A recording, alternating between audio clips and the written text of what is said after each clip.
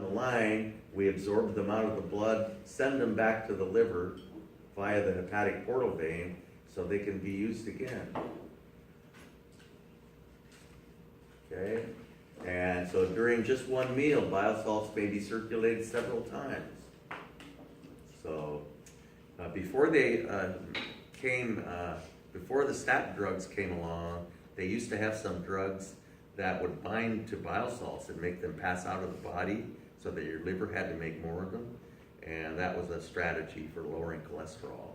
Maybe you've heard it said that eating a lot of fiber lowers serum cholesterol.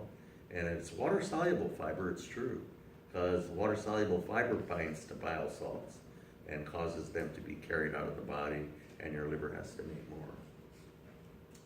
So, okay.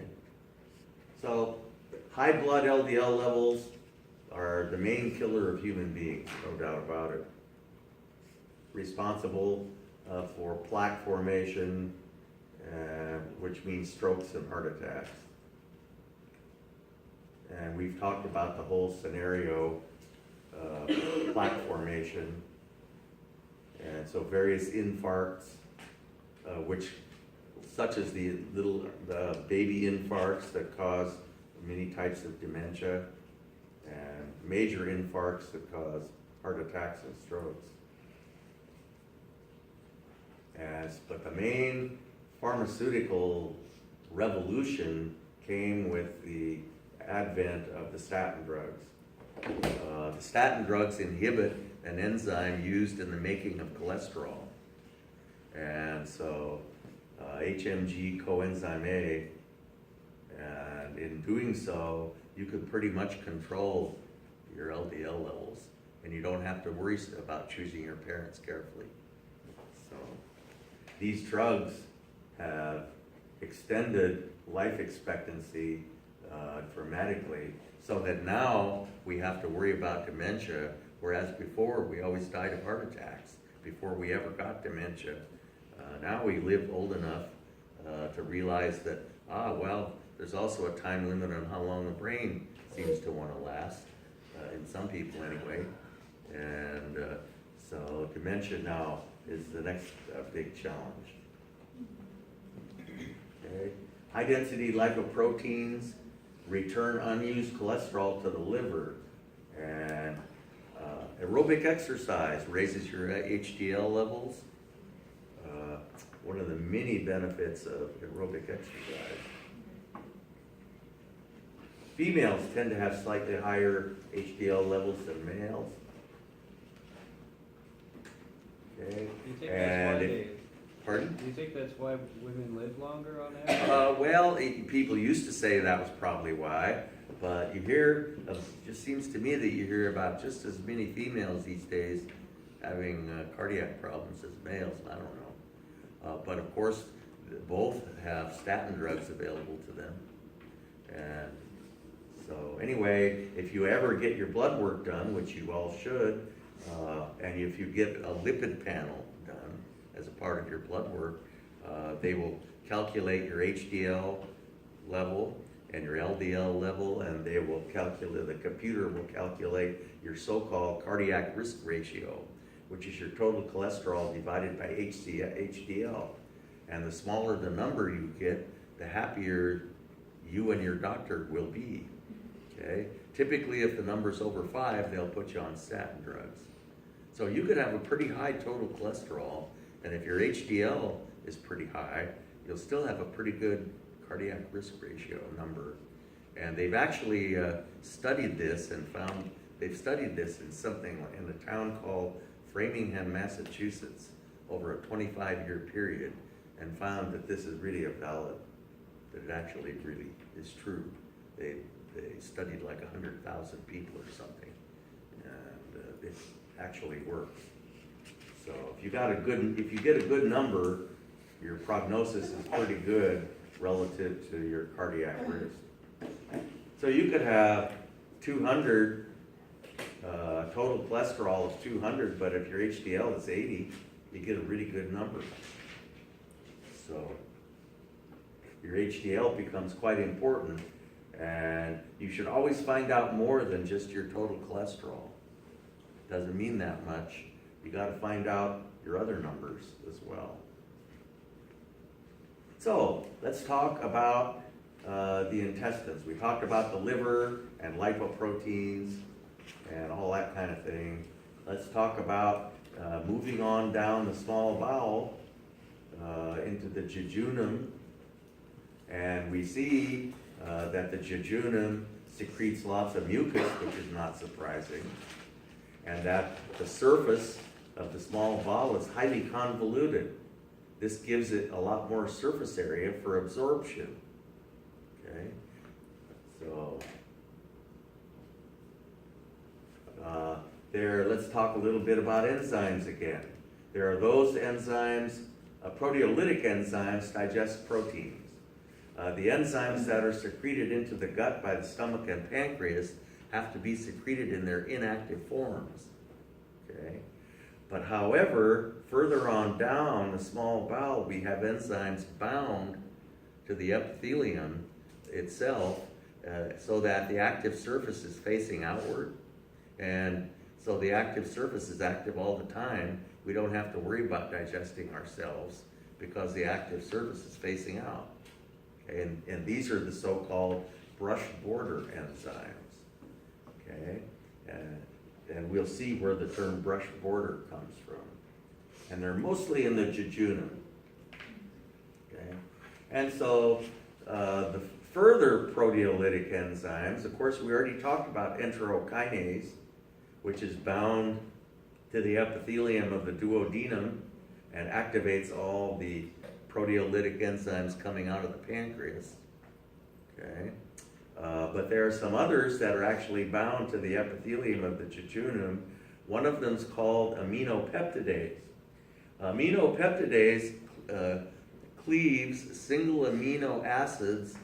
Every protein has a free amine group on one end, an NH2, and a free carboxylic acid group on the other end. Okay? And so aminopeptidase cleaves a single amino acid off the amino end. And that exposes another amine group. So it can do it again. Okay? Tripeptidase cleaves an amino acid off the end of a tripeptide. 3 amino acids hooked together. And after you cleave an amino acid off a tripeptide, what are you left with? A dipeptide. So dipeptidase cleaves a dipeptide in two into its separate amino acids. And so we have a really exhaustive strategy towards digesting these proteins. And they're not easy, they're the toughest things to digest that we eat. But probably the most important ones, because after all, we use them to make proteins that we need. Okay? And remember, proteins are the major structural components of tissue.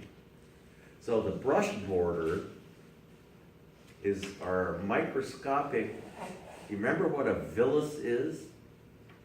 What does villus mean in Latin? A hair-like structure? Close. It means finger. Okay?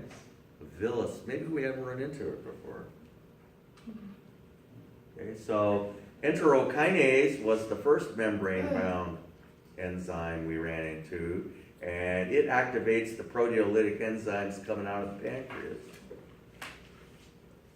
But then we also have these other dipeptidase and aminopeptidase and all these other proteolytic brush border enzymes that are attached to the epithelium with their active surface facing out. Okay. And here's a protein floating by. And finally, as the protein gets digested down into its single amino acids, they are absorbed. We can only absorb single amino acids. So here we show aminopeptidase and various of these brush border enzymes. And once we cleave the proteins down into their single amino acids, we can absorb them. So these were the ones that were secreted by the pancreas. here. This one was secreted in the stomach. We also have other enzymes that we need to talk about that are bound, or brush border enzymes, bound to the epithelium of the gut. Maltase, remember that amylase digests starch, but it only digests it down to a disaccharide, maltose. And so maltose we can't absorb until we clip it in two. And so maltase finishes the job which amylase began. It snips the maltose apart into two glucoses. Sucrase, remember table sugar is a glucose and a fructose. So sucrase snips that disaccharide apart. And lactase, remember lactose is a glucose and a galactose. And lactase snips those two apart. A large fraction of the population of the earth seems to have lactase that doesn't work very well, and they exhibit a condition known as lactose intolerance. Okay, so the brush border, the saccharidases digest carbohydrates. Okay, and basically all the carbohydrates we can digest are broken down to monosaccharides, and all the monosaccharides are easily converted into glucose. So we wind up only absorbing glucose. So we have a glucose transport protein that helps us absorb glucose into the cells which line the jejunum. The jejunum is about 2.5 meters long. The ileum is about 4 meters long. That's a lot of tubing. Okay? 3 types of movement propels the food through the small bowel. The 2 most important types are, by far, are segmentation and peristalsis. Pendular movement is just where it kind of swings back and forth. That's not very significant. But this is segmentation, where the circular muscles contract alternately. Okay? So you'll get one segment, and then you'll get a different set of circular muscles, and you get a different set of segments. And this helps mix the contents of the bowel so that they're mixed together and exposed to the enzymes that are intended to break them down. And we've talked about the muscle action of peristalsis, where you have a wave of muscle action propelling the food along the bowel.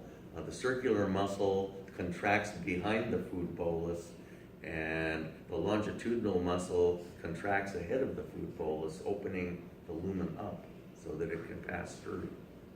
And that passes down the length of the bowel as a wave. A highly coordinated activity. Segmentation. Okay, and most of it is controlled just by very primitive, what are called short reflexes. The food gets into a certain part of the bowel and distends stretch receptors, and that initiates a reflex, which is very local. It might not even go to the spinal cord. So that muscles contract just in that region until the food passes through. Okay. The ileum and jejunum are designed to present a maximum of surface for absorption. The small bowel possesses about 600 times the surface area that it would if it were just a smooth surface conduit. So this is the ultimate in convolution. So I talk about a hierarchy of convolution. The first order in the hierarchy is just that it's long. The fact that it's long presents a lot of surface area. Then you have these ring-like structures called plica circularis, okay, that pass around the circumference of the bowel, adding surface to it. Then if we take a magnified look at each plica circularis, we see there are a bunch of little finger-like projections called villi. And that greatly magnifies the amount of surface area that we have, all these little villi.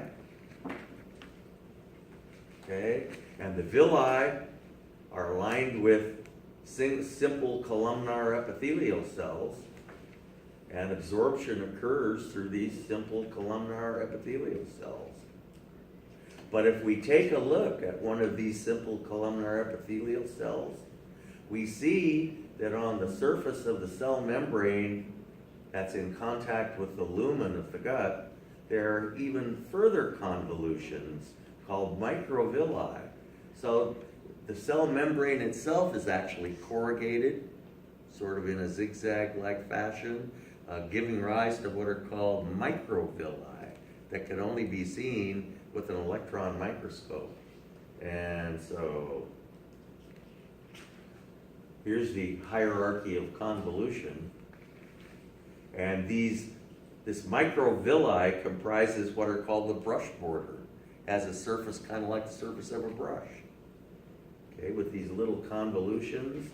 So here we see villi, and this is just a regular light microscope, so you can't see the microvilli. You can barely see the cells that line each villus. Then as we look at the villi in more magnification, you can start to see the individual cells that line it, simple columnar cells. Then an electron micrograph allows you to see the villi in even greater magnification. And in even greater magnification, you can see the microvilli, okay? Which add even more surface area, kind of like a little brush. And here we see even greater magnification. And look at, you can see why it's called the brush border.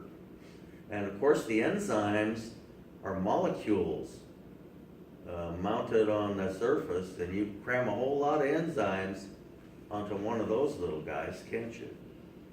Okay? So the number of enzyme molecules is prodigious, to say the least. What's all that stuff underneath them? This is the inside of the cell. This is one cell. Oh. This is a simple columnar cell. Can't even see the whole cell. This is such high magnification. Glad you asked. So we're only looking at maybe 1% of this cell. That's the extent of the magnification we're looking at here. To be able to see those microvilli. And here's even greater magnification. So the brush border. Okay. And so there you can actually see the lipid bilayer. Okay. That makes up a single one of those little processes that stick up. Okay, so the upper part of the jejunum has lots of plica circulares, okay, and a large fraction of the absorption occurs in the upper part of the jejunum. By the time you get to the upper ileum, there isn't much left to absorb, and so you don't need as much convolution, so we have fewer plica circulares. Okay? And by the time you get to the lower ileum, you have no plica circulares, and all we have is these Peyer's patches that are like little tonsils that kill bacteria, because any bacteria that make it through the ileocecal valve, we want to do away with, because we don't want them helping us to digest our food. Okay? Fundamental rule of thumb, we don't want anybody to digest our food but us. Okay? So we pay horrible penalties if a bunch of stuff gets into the colon which hasn't been digested, like for instance lactose. For lactose intolerance people, a whole bunch of lactose gets into the colon, and the bacteria in there just have a ball with it and produce huge amounts of gas. Plus, that extra solute pulls water into the colon by osmosis, And so you introduce a whole bunch more water and a whole bunch more gas, and it's called explosive diarrhea. So it's not fun, and so you don't drink milk. Very quickly learn the penalty you pay for drinking milk if you have lactose intolerance. And so the blood vessels, we know all about those, and we'll be asked one more time about those. The superior and inferior mesenteric axes. Okay, and so this totally meaningless hodgepodge of small bowel. So, carbohydrate digestion. Everything's broken down into glucose, basically.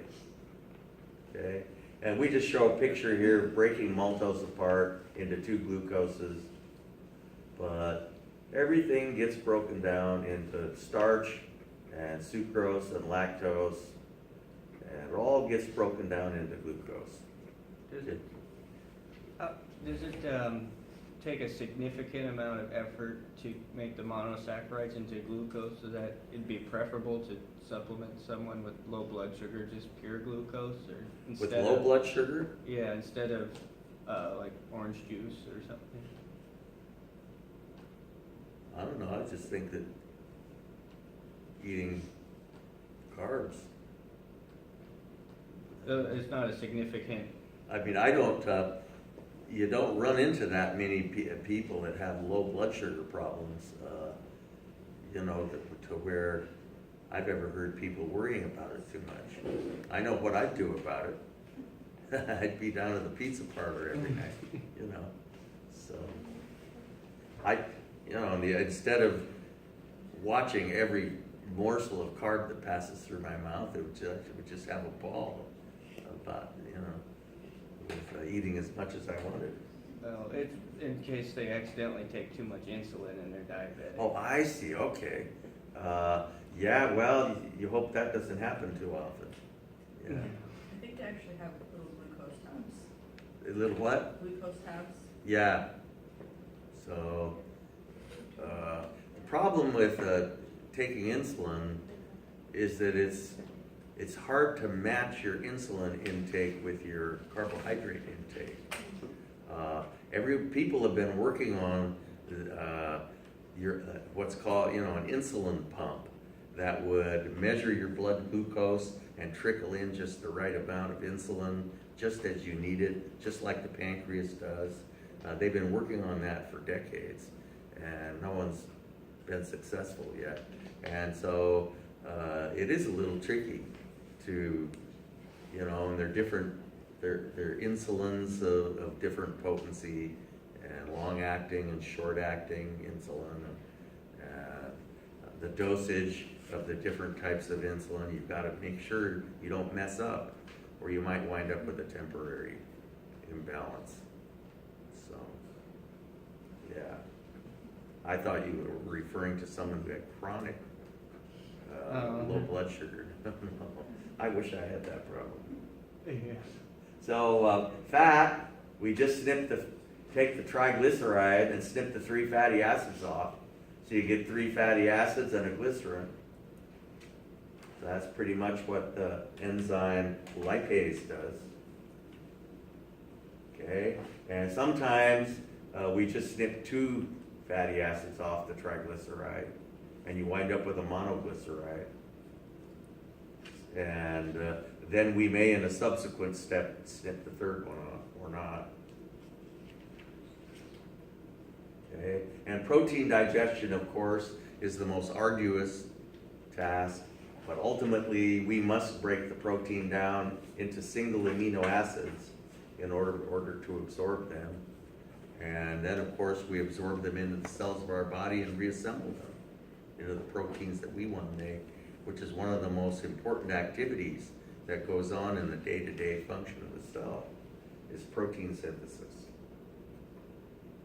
So, food substrates are absorbed through these simple columnar cells, okay? And inside each villus, we have a blood capillary and what's called a lacteal, which is one of these dead-end lymphatic capillaries.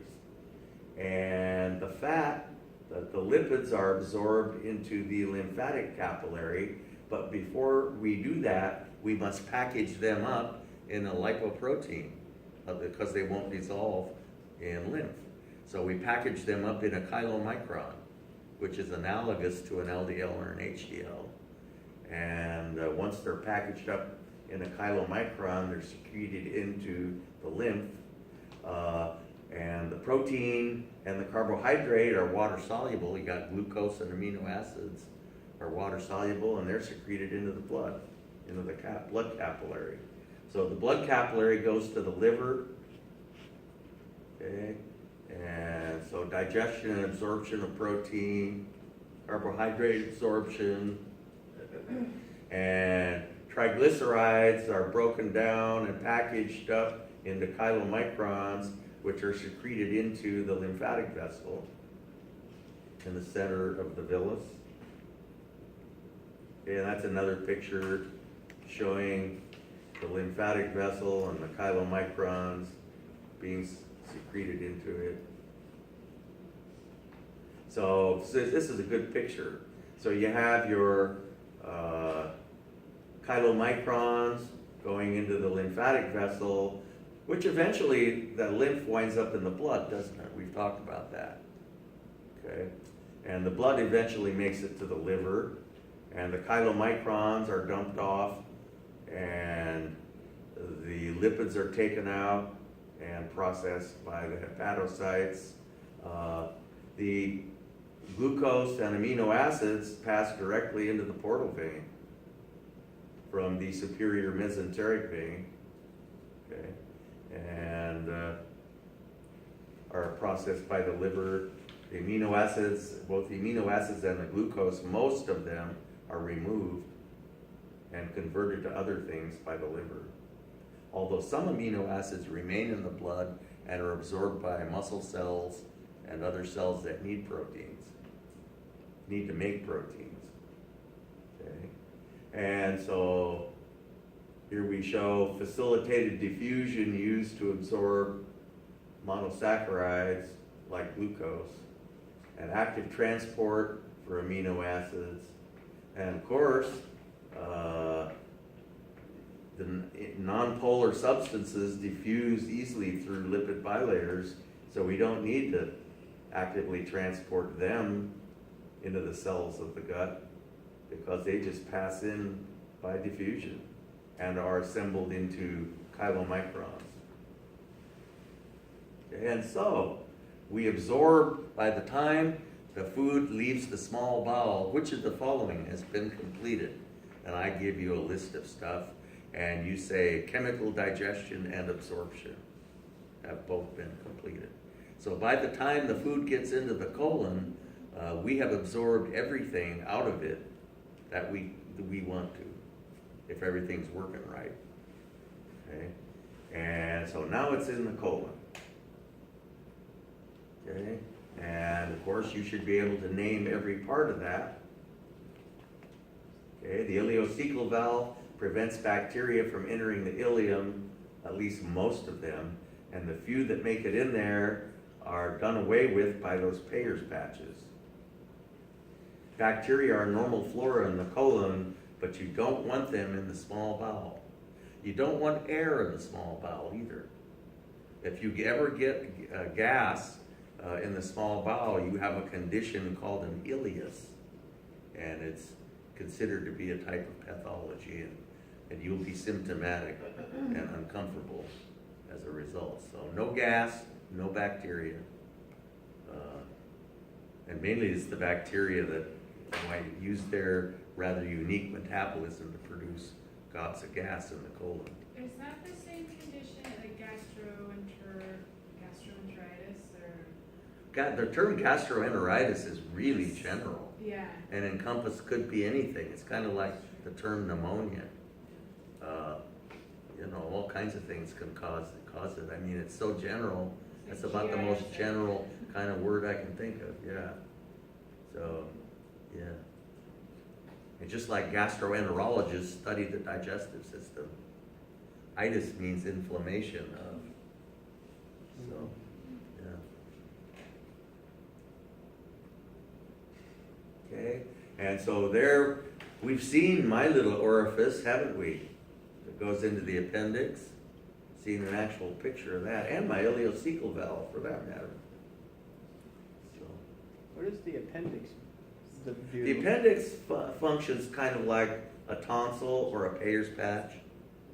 It's the same kind of thing, and it's kind of the, tonsils are kind of an iffy proposition. We basically invite bacteria to come in and gamble that we can do away with them.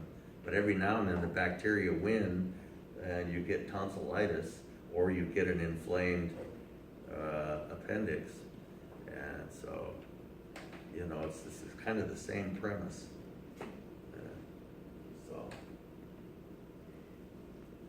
So there's the inside of an appendix. It's about as close as you're ever going to see.